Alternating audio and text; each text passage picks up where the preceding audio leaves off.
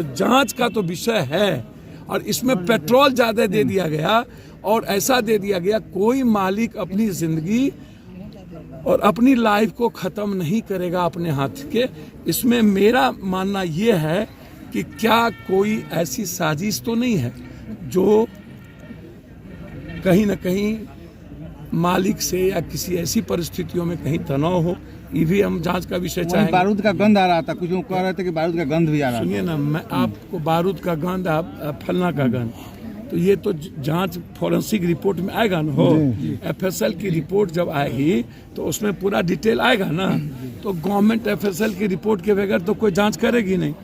एक तो परिवार को मरा तो पहले तो वो मैटर है कि उसका सांत्वना, दूसरा है कि मजदूर मरे तो उसके पास कोई रास्ता नहीं बचा।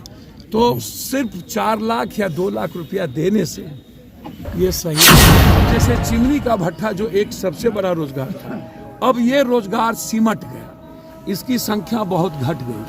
अब नए ईटा के द्वारा नई फैक्ट्रियां, नई ईटा को लगाने का प्रावधान गवर्नमेंट ने वैसे ही पहले से ही प्रावधान कर दिया है, जिसमें मजदूरी भी कम हो गई, चीज़ें कम हो गई। अच्छा, जो मजदूर लाते हैं आप उसका रजिस्ट्रेशन नहीं कराते हैं। अच्छा, जो मजदूर का जो कंप्लीट रूप से गवर्नमेंट का रेट था कि हमको मजदूर को क्या देना है, या मजदूरों का जो उसका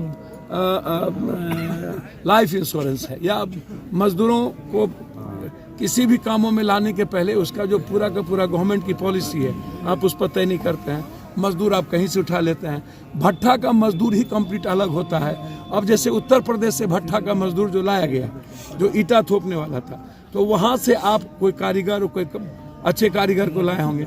लेकिन बिहार में आप कॉमन मजदूर को लाए, तो कॉमन मजदूर लाए तो भट्ठा का जो मजदूर है उसका जो बेसिक चीज़ है वो बहुत गलत तरीके से उसको देखिएगा तो होगा। तो जांच का तो विषय है और इसमें पेट्रोल ज़्यादा दे दिया गया और ऐसा दे दिया गया कोई मालिक अपनी ज़िंदगी और अपनी लाइफ को ख़त्म नहीं करेगा अपने हाथ के।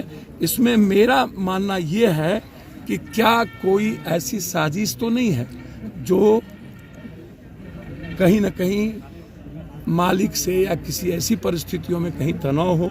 ये भी हम जांच का विषय चाहेंगे। बारूद का गंध आ रहा था, कुछ लोग कह रहे थे कि बारूद का गंध भी आ रहा था। सुनिए ना, मैं आपको बारूद का गंध, आप फलना का गंध, तो ये तो जांच फॉरेंसिक रिपोर्ट में आएगा ना। हो एफएसएल की रिपोर्ट जब आएगी तो उसमें पूरा डिटेल आएगा ना।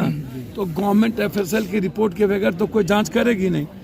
एक तो परिवार को मरा तो पहले तो वो मैटर है कि उसका सांत्वना, दूसरा है कि मजदूर मरे तो उसके पास कोई रास्ता नहीं बचा।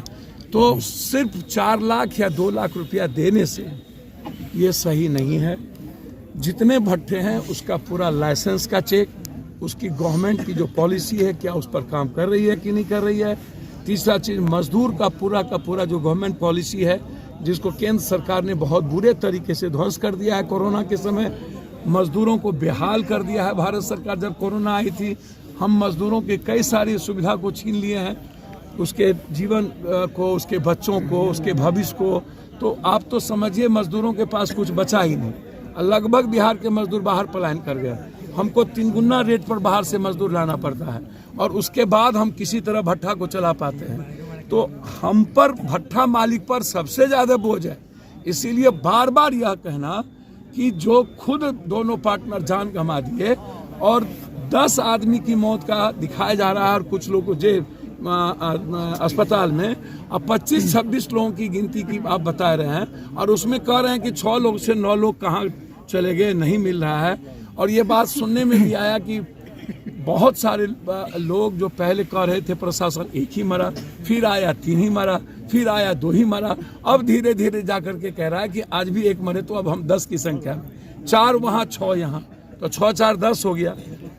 और 10 यदि कहीं पर जाकर के है तो और लोग कहाँ गायब हो गए। तो कोई नहीं हुआ सर, ये अभी जो बताया गया कि 5-6 लोग अभी नहीं मिल पा रहे। हॉस्पिटल में वो गए तो लोग मिल गए हुए हैं। तो आपके हिसाब से प्रदेश सरकार और केंद्र सरकार से कितना क्षतिपूर्ति मिलना चाहिए? ये है सर, एक सवाल ये बनता है कि जैसा यहाँ के जो स्थानीय चिमनी वाले हैं, उनसे जब मैं बात किया, उनका कहना है कि खनन विभाग केवल नाम का है।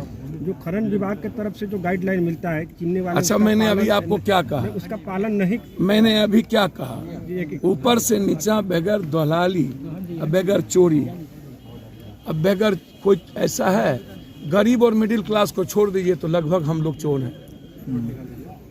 और इस पर बहस का मुद्दा है कि भ्रष्टाचारी पर आज हम बोले, हम तो डेली बोलते हैं। अभी आप लोग सुनिए ना, नगर निगम मुखिया का चुनाव, मालिक है या सरकार मालिक है? यार मेरी बात सुनिए, नगर निगम एमएलए एमपी मुखिया का चुनाव बगैर दारू का होता है क्या? बिल्कुल नहीं। ये जो बात बक करते हैं हमेशा करते हैं सर, जैसे बिहार सरकार को या सरकार खनन विभाग की पूरी जांच होनी चाहिए और जो लोकल स्तर पर इसको मॉनिटरिंग करते हैं उसकी भी जांच में उसको लाना चाहिए, एफएसएल रिपोर्ट आना चाहिए और ये देखा ये जाना चाहिए कि कितने दिनों के पहले खनन विभाग ने इस भट्टे का जांच किया था। बिल्कुल मैटर यहाँ है। यानी सर आपके कहने का मतलब है कि खनन विभाग और माननीय के अधिकारी मालिकों की उसकी पूरी क्षतिपूर्ति गवर्नमेंट को देना चाहिए। सर गवर्नमेंट तो देती है क्षतिपूर्ति, काफी कम मात्रा में नहीं आता है का? 4 लाख रुपया क्या है, कुछ है क्या? भैया एक व्यक्ति के लिए 40 लाख रुपया भी कुछ नहीं है। मैं आपको बहुत क्लियर आपको बता देना चाहता हूं कि किसी भी कीमत पर जांच इम्पोर्टेंट है। खनन विभाग का मतलब है चोर विभाग, आप इसको समझ लीजिए। और इस बिहार में बगैर और इस कंट्री में बगैर भ्रष्टाचार के ना तो कोई नेता सिंसियर है, ना तो सीरियस है, ना तो ईमानदार है। सर और जिस कंट्री में ईमानदारी नहीं हो, सीरियसनेस नहीं हो, सिंसियरिटी नहीं हो, उस कंट्री में भगवान भरोसे सब कुछ चलता है, अल्लाह ईश्वर के भरोसे चलता है। और चल रहा था तो ठीक, बेचारा चला गया तो बेठीक। सर सत्ताधारी दल के लोग घटना के 20 घंटा बीत जाता है उसके बाद भी आते हैं यहाँ पर, और जो सत्ता में लोग नहीं है। सर माननीय विधायक रामगढ़वा में किसी मर्डर में आए? आपके एमपी आए? रक्सौल में कई ठो मर्डर हुआ, वहाँ आते हैं? नहीं। सर एक सवाल ये है, मामूली मर्डर नहीं है, बड़का अब एमपी शराब करता है। अब बेतिया में सबसे ज्यादा शराब नहीं बिका। नेताजी एक्चुअली सर जो मृतक हैं तत्काल हम अपनी पार्टी की तरफ से 10-10 हजार रुपया, हमारे जो नेता है यहाँ कहाँ है सर, इतनी बड़ी हृदय विदारक घटना के जिम्मेवार खनन विभाग को माना जाए? हम ईटा भट्टा की बात नहीं कर रहे, मालिक की बात नहीं कर रहे। जो मजदूर हैं उनको तत्काल 10-10 हजार रुपया पार्टी की तरफ से देने की घोषणा बिहार में आगे भी प्रेस कॉन्फ्रेंस कैसे आगे बढ़ाया जा सकता है? आगे प्रेस कॉन्फ्रेंस है सर, लेकिन जो बात पीड़ित परिवार से मिल लिया जाए। बिहार में सर विकास यहाँ से फुर्सत होगा यादव राजपूत भूमिहार बाभन से तब ना विकास कीजिएगा। सर चिमनी को ध्वस्त करने के लिए चिमनी को ध्वस्त करने के चला जाए, अब रुकिए, अब आगे भी कैसे करें? सर चिमनी को ध्वस्त करने के लिए चिमनी को ध्वस्त करने के लिए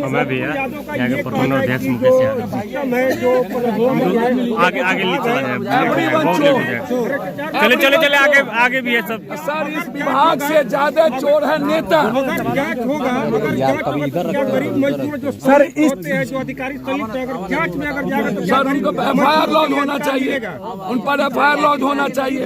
अभी चले आगे चलिए। एक मिनट, अभी बीएसएससी का एग्जाम लीक हुआ तो हमने नहीं बोला शिक्षा मंत्री इन्वॉल्व हो, उसको भी आप लाइए। हमने नहीं बोला कि एजुकेशन सेक्रेटरी, बीएसएससी का चेयरमैन, यूपीएससी का चेयरमैन, बीपीएससी का चेयरमैन दिया गया था, ध्वस्त क्यों नहीं किया गया?